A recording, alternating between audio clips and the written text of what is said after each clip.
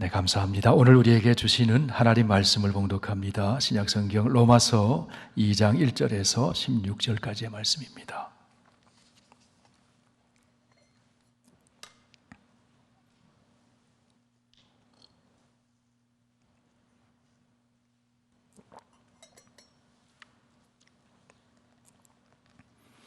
신약성경 240쪽에 있습니다. 로마서 2장 1절에서 16절까지 이 계시의 하나님 말씀 봉독할 때 하나님의 음성을 들으실 수 있기를 바랍니다.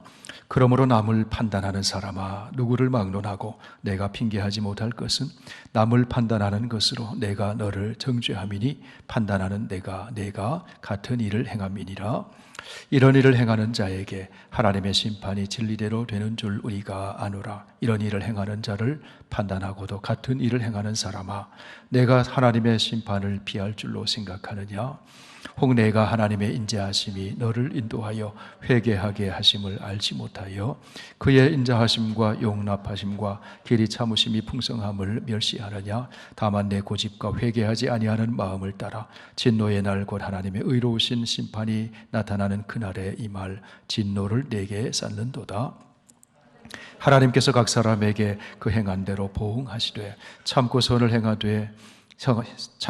행하여 영광과 존귀와 썩지 아니함을 구하는 자에게는 영생으로 하시고, 오직 당을 지어 진리를 따르지 아니하고 불의를 따르는 자에게는 진노와 불의로 하시리라. 악을 행하는 각 사람의 영에는 환난과 곤고가 있으리니 먼저는 유대인에게요 그리고 헬라인에게며, 선을 행하는 각 사람에게는 영광과 존귀와 평강이 있으리니 먼저는 유대인에게요 그리고 헬라인에게라. 이는 하나님께서 외모로 사람을 취하지 아니하심이라. 무릇 율법 없이 범죄한 자는 또한 율법 없이 망하고, 무릇 율법이 있고 범죄한 자는 율법으로 말미암아 심판을 받으리라.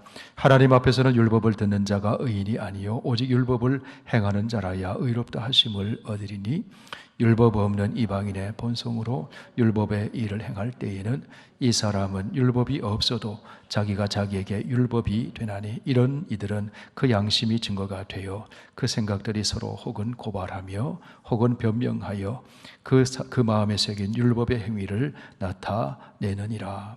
곧 나의 복음에 이른 바와 같이 하나님이 예수 그리스도로 말미암아 사람들의 은밀한 것을 심판하시는 그날이라. 아멘. 선하신 하나님,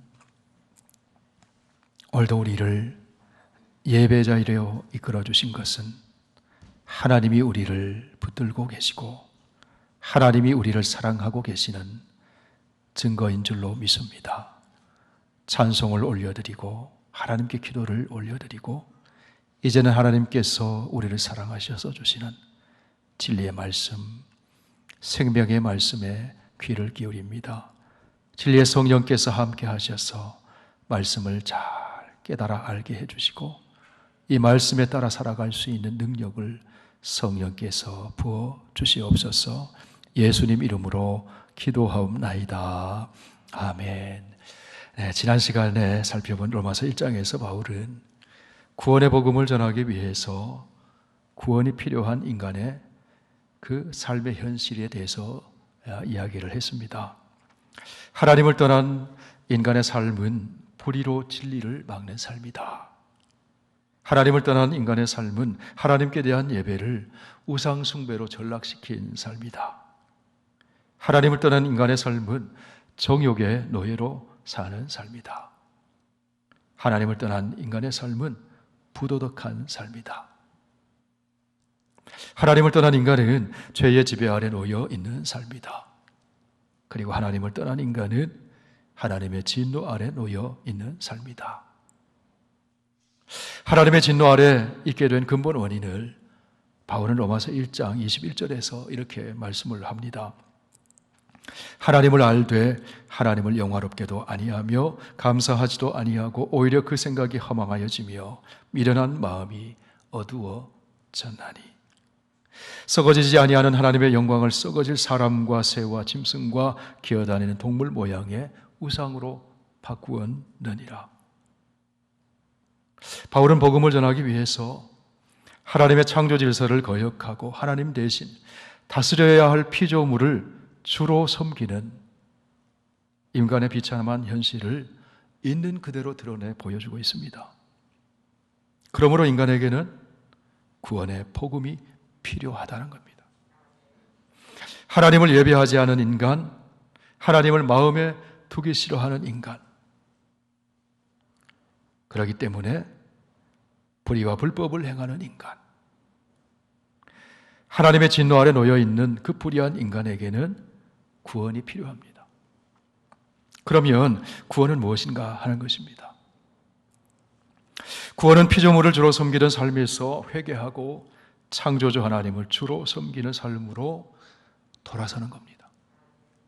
내 인생의 주의를 바꾸는 겁니다. 성도 여러분, 여러분은 예수 그리스도를 믿은 후에 여러분의 인생의 주인이 바뀌었습니까? 인생의 주인을 하나님으로 모시고 사는 삶, 그것이 구원의 삶입니다. 거기에 의와 평강과 기쁨의 하나님 나라가 이루어지는 것입니다. 바울은 왜 그토록 복음을 전하기를 원했는지 1장 16절 이하에서 설명을 합니다. 왜냐하면 복음은 모든 믿는 자에게 구원을 주시는 하나님의 능력이 되기 때문에 그렇습니다. 왜냐하면 복음에는 하나님의 신실하심이 나타나고 의인은 그 신실하심에 신실함으로 응답하는 사람, 믿음으로 살게 되기 때문에. 왜냐하면 유대인이나 헬라인이나 모든 인간의 현실은 하나님의 진노 아래 놓여 있기 때문에 복음이 필요하다는 거예요. 유대인이든지 이방인이든지 사람들은 모두가 다 죄의 지배 아래 놓여 있습니다. 하나님의 진노 아래 놓여 있습니다. 이에 대해서 하나님이 심판을 하시는데 하나님의 심판은 공정하시다. 바울은 이 장에서 그렇게 선언을 했어요. 그러므로 누가 누구를 판단할 수 있느냐 하는 겁니다. 이제 2장 1절 말씀을 보시기를 바랍니다. 그러므로 남을 판단하는 사람아 누구를 막론하고 내가 핑계하지 못할 것은 남을 판단하는 것으로 내가 너를 정죄함이니 판단하는 내가 같은 일을 행함이니라. 바울은 말합니다. 모두가 다 죄의 지배 아래 놓였고 모두가 다 하나님의 진노 아래 놓여 있는데 누가 누구를 판단하느냐 하는 것입니다. 이방인이 유대인을 판단할 수 있느냐? 그럴 수 없다는 거예요. 그러면 유대인이 이방인을 판단할 수 있느냐? 그럴 수 없다는 거예요. 유대인이나 이방인이나 다 죄의 지배 아래 놓여 있기 때문에 그렇다는 것입니다. 그렇기 때문에 인간의 판단은 정확하지도 공정하지도 않다는 거예요. 하나님만 공정한 심판을 하시는 분이신데 그 하나님의 심판은 무엇에 따라 이루어지는가?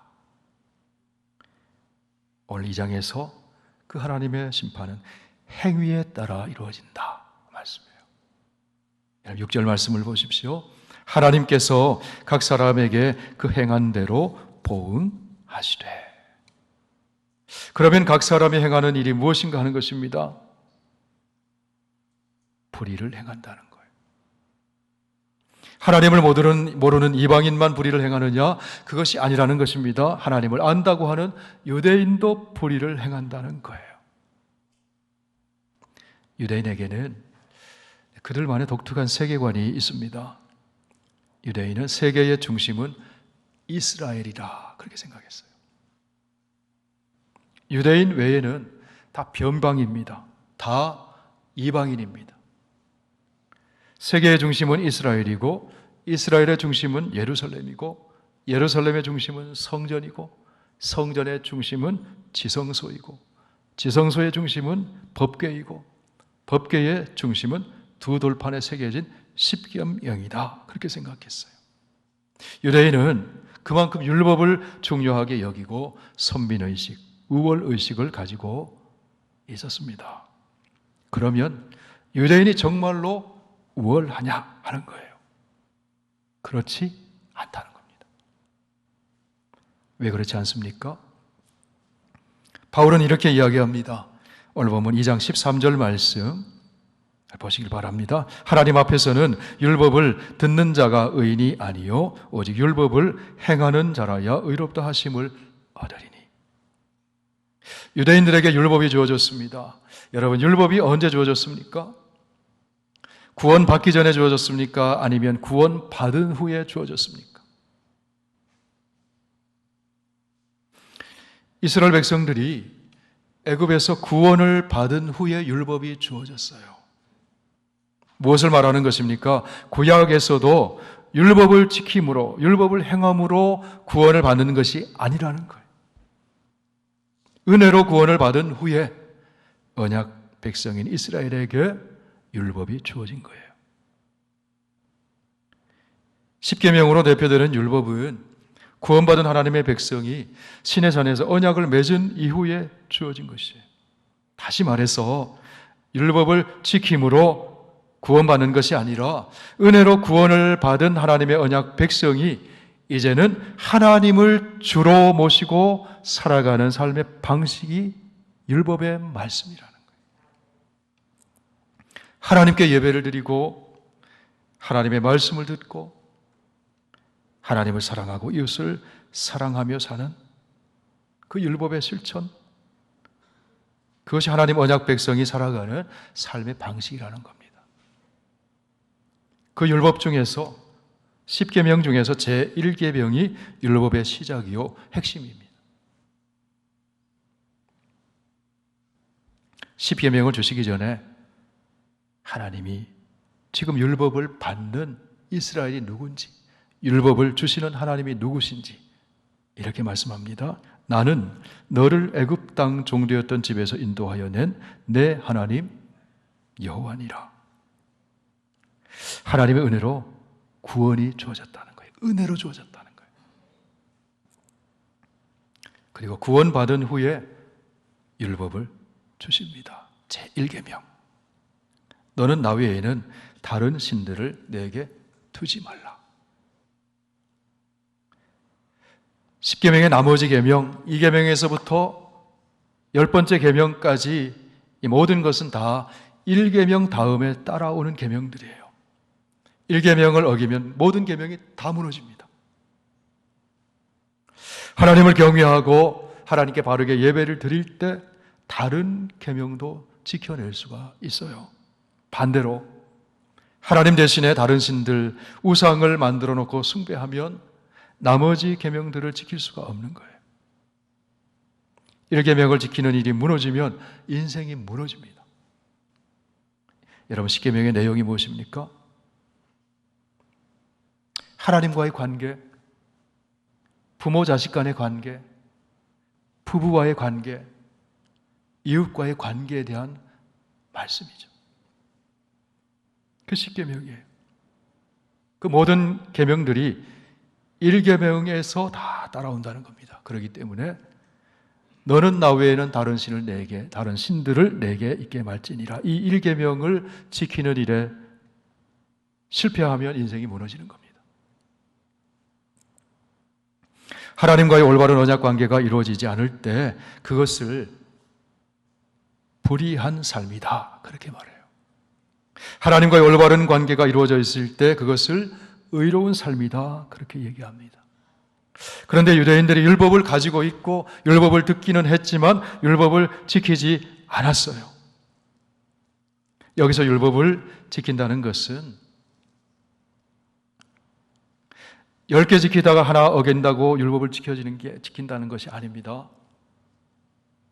빈틈없이, 하나도 빠짐없이 다 지키는 걸 말해요. 하나만 어겨도 율법 전체를 다 어기는 겁니다. 여러분, 그렇게 지켜낼 사람이 어디 있겠습니까? 유대인도 하나님을 모르는 이방인들도 그렇기 때문에 똑같이 다 불의한 사람이다, 그렇게 말하는 겁니다. 여러분, 2장 13절 말씀 보세요. 하나님 앞에서는 율법을 듣는 자가 의인이 아니요 오직 율법을 행하는 자라야 의롭다 하심을 얻으리니. 21절 말씀 보십시오. 그러면 다른 사람을 가르치는 내가 내 자신을 가르치지 아니하느냐? 도둑질하지 말라 선포하는 내가 도둑질하느냐? 간음하지 말라 말하는 내가 간음하느냐? 우상을 가증히 여기는 내가 신전 물건을 도둑질하느냐?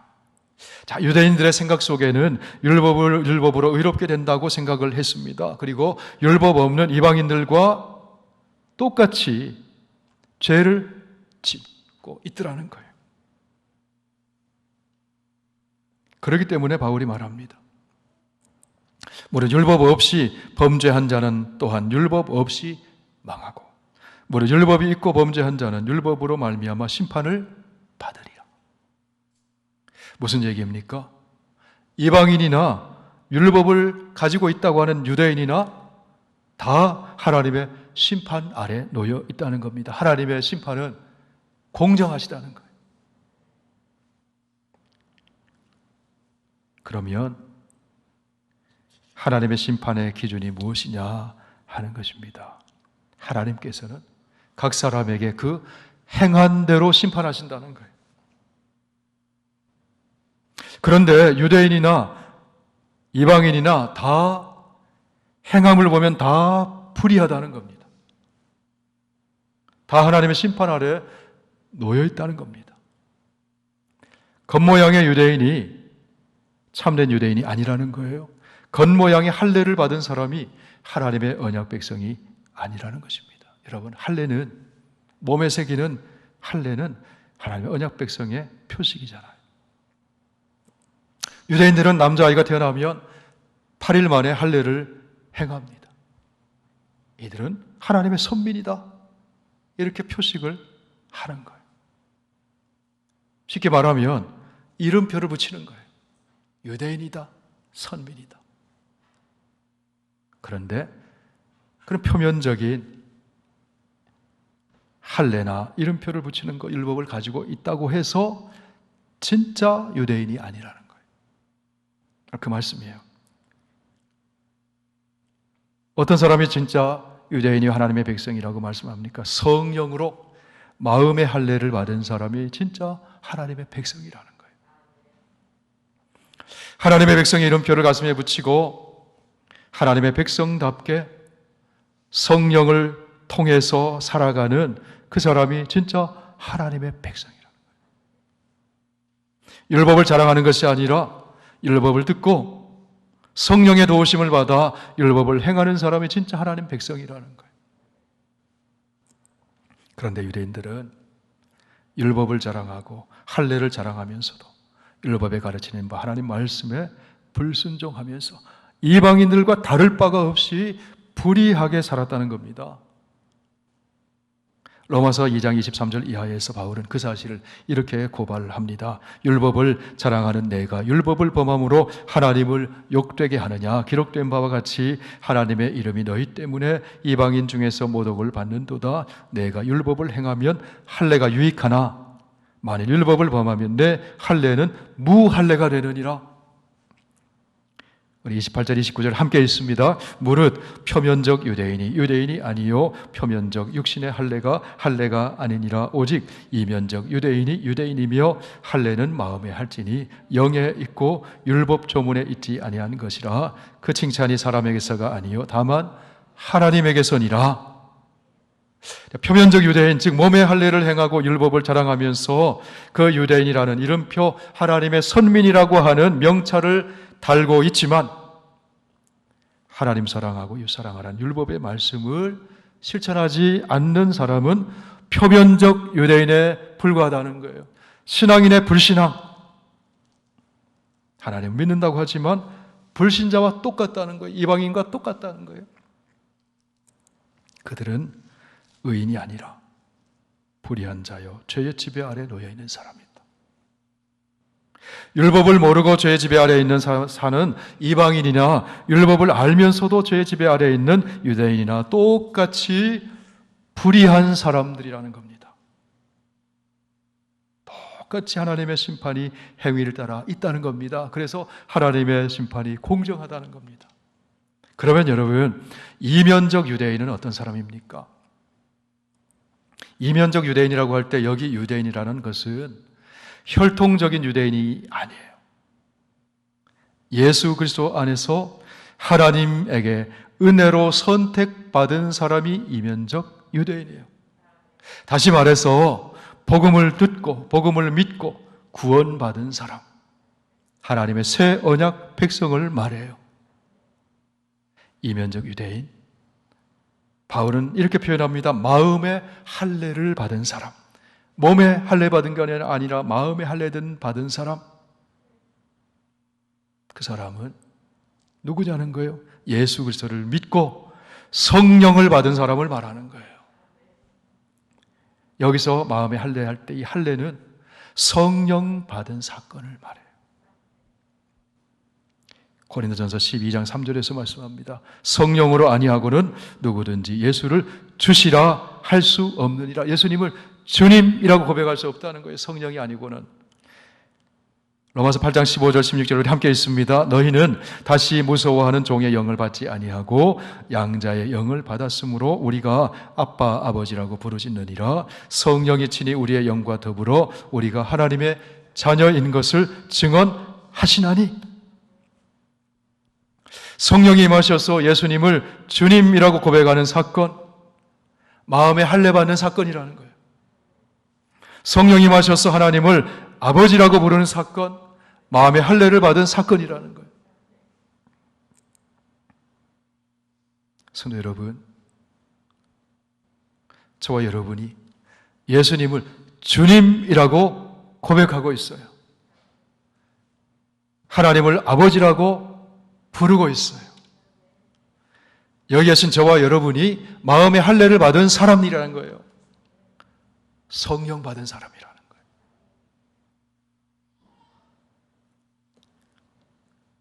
성령을 통해 마음의 할례 받고 성령의 도우심을 힘입어 율법의 요구를 이루어가는 사람. 그 사람이 이면적 유대인이요 참 하나님의 백성이다.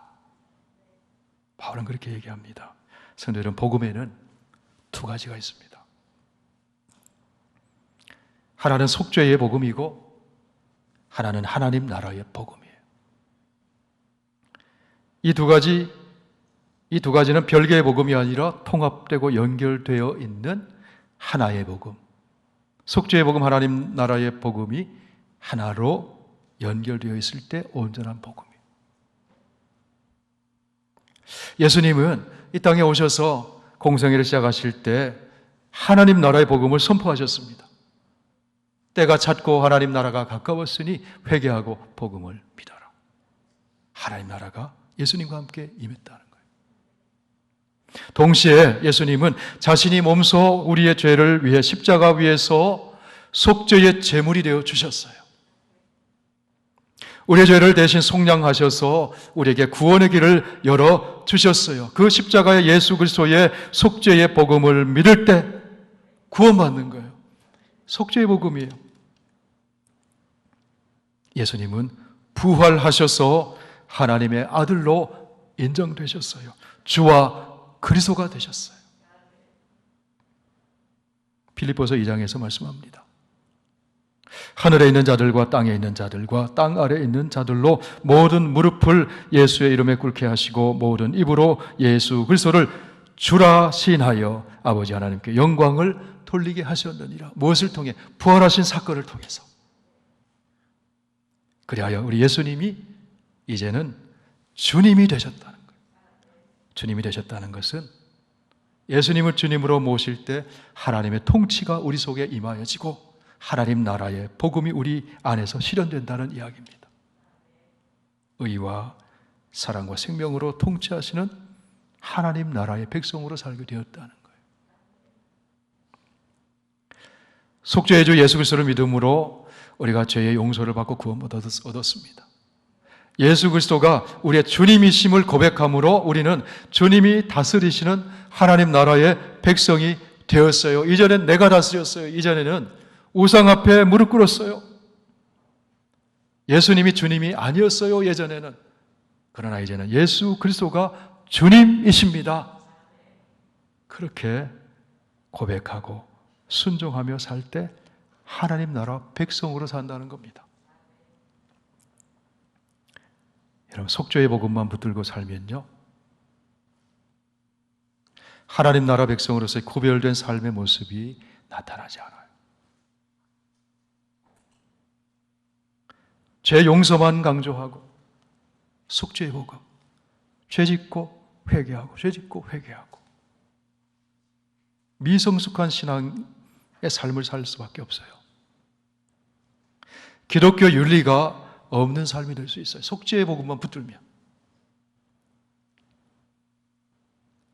속죄의 복음만 붙들고 살면 하나님의 은혜를 값싼 은혜로 만들 수가 있어요. 여러분, 예수님은 십자가에서 값비싼 대가를 치르셨어요. 하나님이 우리에게 베푸신 은혜는 값비싼 은혜예요. 그 은혜를 우리가 선물로 받은 거잖아요. 그 은혜가 값싼 것이 아니잖아요. 선물로 받았기 때문에 값싼 것이 아니잖아요. 속죄의 복음만 붙들고 살면 그렇다는 거예요. 예수님이 전하시고 보여주신 하나님 나라의 복음을 함께 붙들고 살아야 예수가 주가 되시고 주님이 나를 통치하시는 하나님 나라의 복음을 붙들고 살 때 열매 맺는 삶이 나타나요. 예전에는 육체에다가 심었어요. 그러나 이제는 성령에다 심어요. 육체에다 심으면 썩어질 열매가 얻습니다. 성령에다 심고 성령으로 심으면 영생을 거둬요. 성령의 열매를 거두는 삶을 살아요.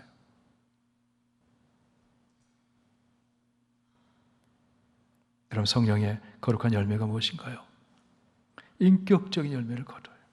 사랑과 희락과 화평과 오래 참음과 자비와 양선과 충성과 온유와 절제와 성숙한 성도, 하나님 나라 백성다운 성도, 빛이 되는 성도, 소금이 되는 성도.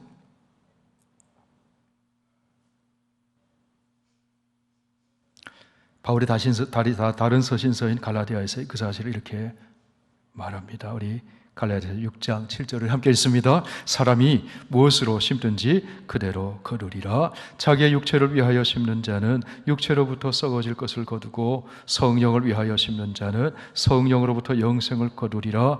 우리가 선을 행하되 낙심하지 말지니 포기하지 아니하면 때가 이름에 거두리라. 성령을 대하여 심고 낙심하지 말고, 그 성령을 대하여 심는 것이 뭐냐 하면 선을 행하는 것인데, 선을 행한다는 것은 성령에 이끌려 사는 삶이라는 거예요. 하나님의 주 되심을 인정하고 주님으로 모시고 사는 삶이에요. 선행이 쌓이고 업적이 쌓여서 구원에 이르는 것이 아니라,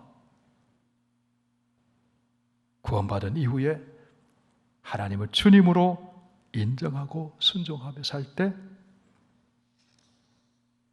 하나님의 참된 백성이 된다는 거예요. 그것을 믿음의 삶이다, 그러는 겁니다. 이런 믿음이라고 하는 것은요, 하나님이 내 인생의 주님이십니다, 그걸 인정하면서 살아가는 것이 믿음으로 사는 거예요. 믿습니다 하고 내 마음대로 사는 건 믿음으로 사는 게 아니에요. 믿습니다 하고 주님을 인정하며 사는 것이 믿음으로 사는 거예요.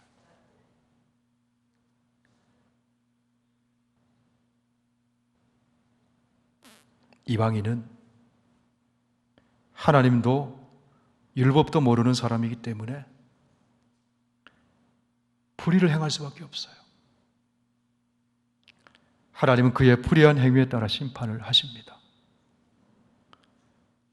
양심으로, 그 양심이 자기에게 율법이 되어서 정죄해요. 유대인은 하나님을 알기는 하는데, 율법을 받기는 했는데, 몸의 언약의 흔적인 할례가 있긴 한데 하나님의 주되심을 인정하지 않고 자기가 주인이 되어서 율법을 자랑합니다. 할례를 자랑합니다. 율법 따라 살지 않습니다. 이런 유대인도 그들의 행위에 따라 심판을 받아요. 그러므로 하나님의 심판은 공정하시다는 겁니다. 이방인이나 유대인이나 다 똑같아요. 다 하나님의 진노 아래 놓여 있어요. 모두 다 하나님의 심판대 앞에 놓여 있어요. 그렇기 때문에 이방인이나 유대인이나 똑같이 구원의 복음이 필요하다는 거예요. 자, 지금 여러분 로마서를 쓰는 바울을 생각해 보세요. 로마에 있는 유대인들이 있고 이방인들이 있어요. 유대인들은 우리는 율법도 있고 우리는 선민이기 때문에 우리에게 뭐 복음이 필요하냐? 그게 아니라는 겁니다. 이 사실을 바울이 2장에서 말씀하는 거예요. 이 이야기를 바울은 1장 18절에서 3장 20절까지 이어가면서 말해요. 유대인이나 이방인이나 다 죄의 지배 아래 놓여있기 때문에 구원의 복음이 필요합니다. 이방인이나 유대인이나 다 하나님의 심판대 앞에서 행위를 따라 공의로우신 하나님의 심판을 받게 되기 때문에 구원의 복음이 필요하다는 거예요. 그렇기 때문에 바울은 지금 누가 누구를 판단하느냐. 자, 2장 1절 말씀 다시 보세요. 그러므로 남을 판단하는 사람아 누구를 막론하고 내가 핑계하지 못할 것은 남을 판단하는 것으로 내가 너를 정죄함이니 판단하는 내가 같은 일을 행함이니라. 자, 유대인들이 바울이 말하는 1장 18절에서 32절까지의 그 모든 불의한 일들을 유대인들이 판단하다는 거예요. 저 이방인들이 불의하다고. 그런데 실상은 유대인도 똑같다는 거예요. 왜요? 하나님을 주님으로 모시고 살지 않기 때문에. 똑같이 불의를 행한다는 거죠. 그런데 여러분 한번 생각해 보세요. 유대인을 향해서 이 말을 하고 있는 바울 자신이 유대인입니다. 한국 사람으로 태어난 제가 유대인에게 가서 얘기하면 설득력이 없을 수 있어요. 그런데 바울이 유대인이에요. 유대인의 유력한 가문 출신입니다. 베냐민 지파에서 난 것을 자랑스럽게 여겼어요. 자신은 히브리인 중에 히브리인이라고 말했어요. 율법을 철저하게 지킨다고 하는 바리새인이었습니다. 그런데 바울이 지금 유대인의 나음이 무엇이냐고 말하고 있어요.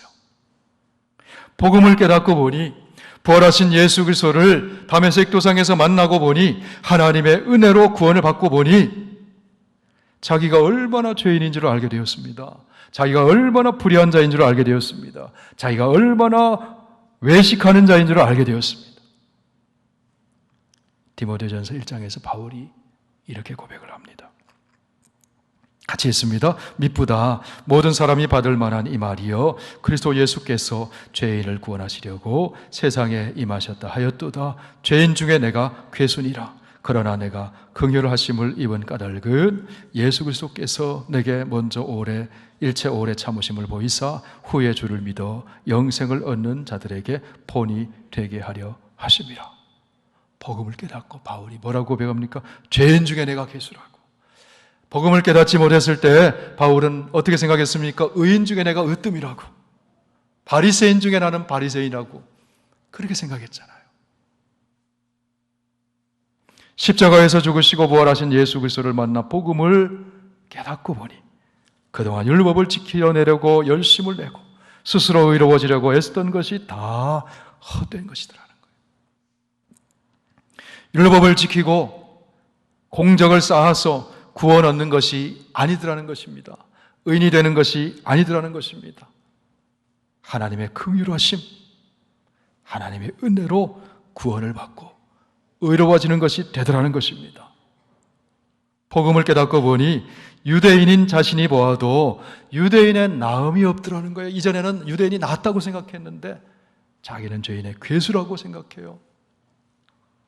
모두가 다 불의한 자요, 불법한 자요, 죄인이라는 겁니다. 모두가 다 하나님의 진노 아래 놓여 있는 자라는 것입니다.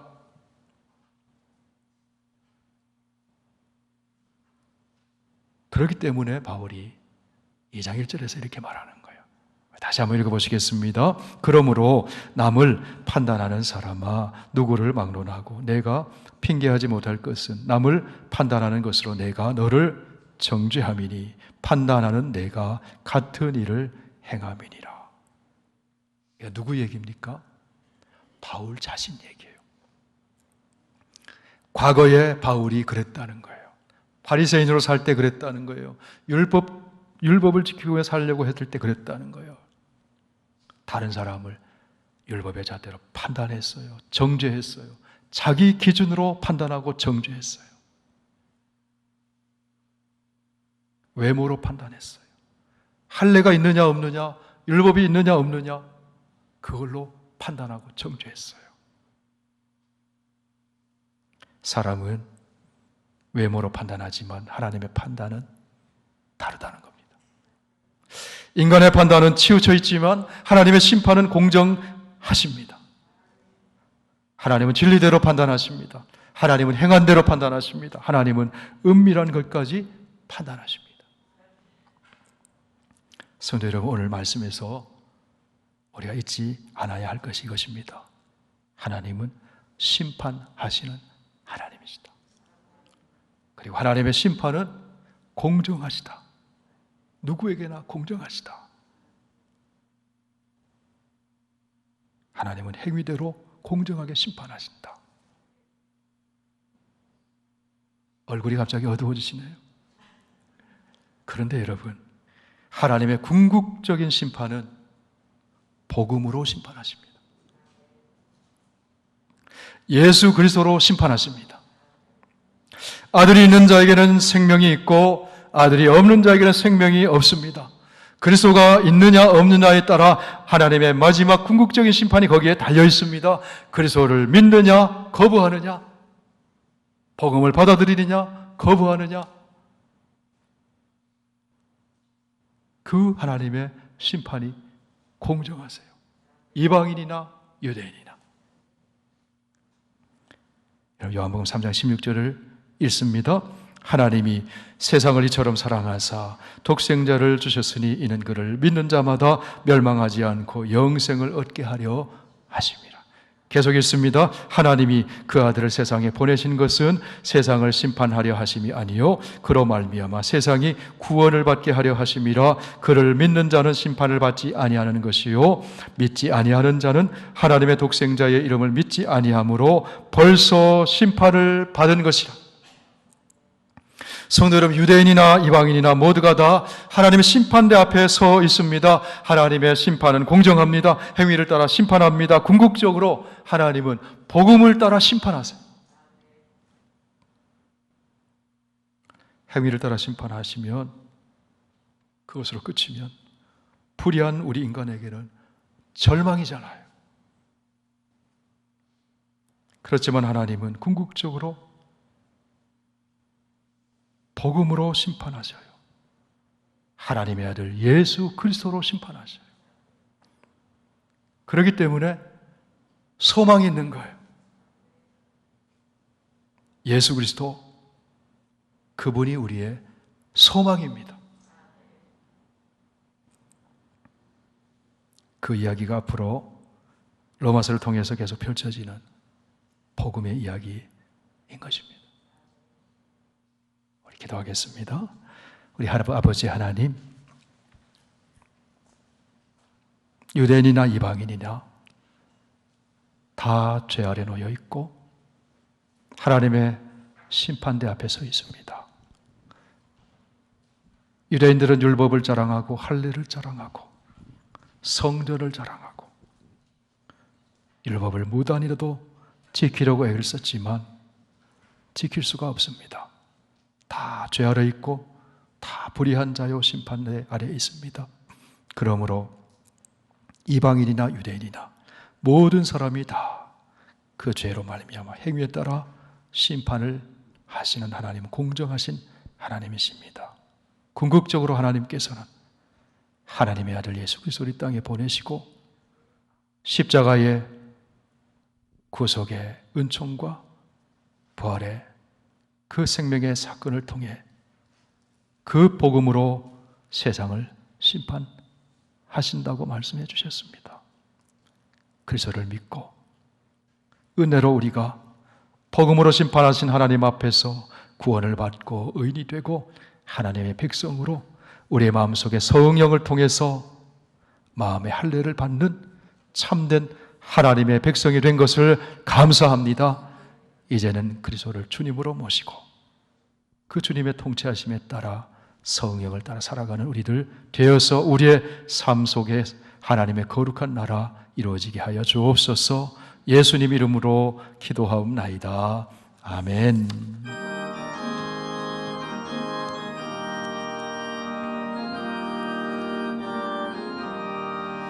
예수 앞에 나오면 죄사함 받으며 주의 품에 안기어